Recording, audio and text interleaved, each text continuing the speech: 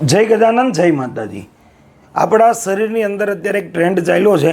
બધા લોકો અલગ અલગ પ્રકારના ટેટુઓ કરાવે છે।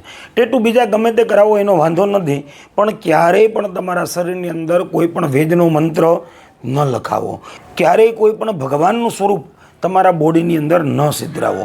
આ તમને ચિત્રપટનો દોષ લાગશે અને તમારા જીવનની અંદર ઉથલ પાથલ મચાવી શકે છે। તમારે કોઈ પણ સંજોગોએ ક્યારેય પણ કોઈ પણ વેદનો મંત્ર કે કોઈ પણ ભગવાનની પ્રતિમા તમારા શરીરની અંદર ટેટુ ન બનાવવું જોઈએ।